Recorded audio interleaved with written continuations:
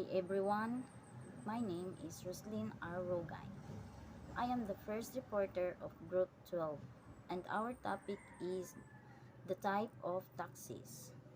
Our first topic for today is sales taxes are paid by the consumer when buying most goods and services. These taxes provide state and local revenue funding services like the education, transportation, and healthcare. Sales taxes. Ang sales taxes kay na-paid tungod sa consumer kung mopalit sila na maayo ang pagserbisyo. Kini nga taxes kay nag-provide siya state o mga local revenue funding services parehaan ng education, transportation, o healthcare. There are three types of sales taxes. Number 1, wholesale taxes. The tax applied to individual dealing with the wholesale distribution of goods and services is referred to as the wholesale sales tax. Ang wholesale taxes kay nag-apply og individual nga pagdeal nga wholesale. Nag-distribute pud siya og maayo na pag-serve. Number 2, manufacturers taxes. It is the tax charged on the creator or manufacturers of some distinct goods and services. Ang manufacturers tax kay nag-charge pud og creator tig manufacturers og daghan nga distinct nga maayo ang pagserbisyo nila. Number 3, retail sales taxes. The tax applied on sale of good which is directly paid by the final customer is called retail sales tax. Ang retail sales taxes is nag-apply sa pagbaligya which is nagdiretso na paid pinaagi sa final customer. Maunang gitawag sila retail sales taxes. Good day everyone. My name is Lovely Chera Sunabli. I am Group 12 Reporter 2. My topic is income tax. What is income tax? Ang income tax or ang buwis kay nag-impose sa individual or sa organization. Usa kini kadakong tinubdan sa kita sa gobyerno sa tibuok kalibutan. O gigamit kini sa pagpundo sa nagkaiyang serbisyo sa politiko. Sama sa edukasyon, pag-atiman sa panglawas nga instruktora. The terms income tax refers to a type of tax government imposed on income business and individual within their jurisdiction generated by law. Taxpayers must file an income tax return annually to determine their tax obligation. Ang income tax daw sumala sa balaod nga kinahanglan mag-file og income tax every year alang sa ilang obligasyon sa pagbuhis. Next is there are two main types of income. First is progressive income tax. Is a system in which tax rate increase as income increase. Mao ni ang sistema kung asa mutaas ang rate sa buwis samtang mutaas pod ang kita. Nahulog sab kini na ang mas taas na kita ay nagbabayad og dako pa sa negosyo. Nahulog sab kini na mas taas na kita og nagbayad nga maong dako pa nga porsyento nga kanilang kita sa mga buwis kaysa sa mga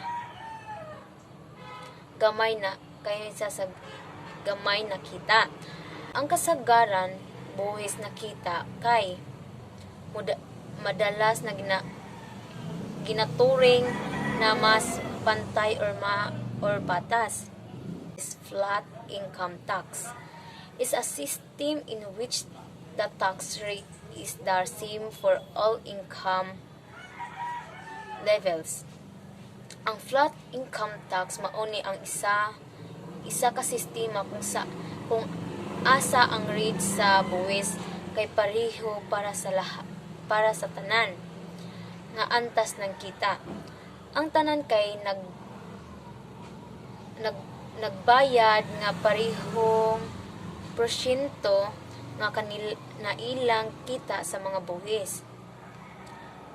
Ano man ang kanilang kinikita, kasagaran sa flat income tax kadalasan sabni ani kay itinuturing na mas mahusay dahil lumikha sila ng isang antas na paglalago para sa lahat ng mga negosyo o individual.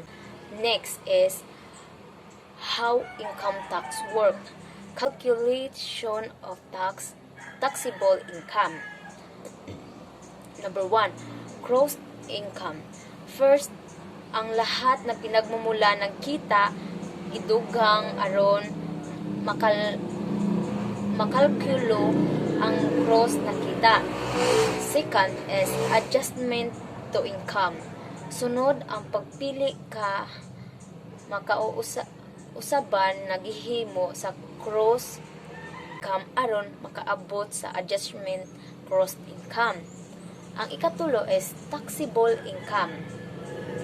Sa katapusan ang mga deduction o credits maagamit kini sa AGI aron mahibalan ang buwis nga kita.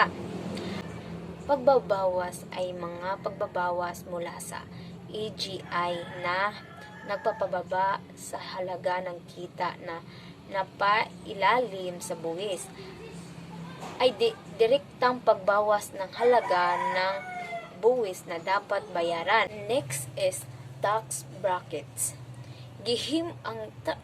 Ang tax brackets gihimo kini pinaagi sa pagbahin sa buwis nga kita ngadto sa mga bracket sa buwis.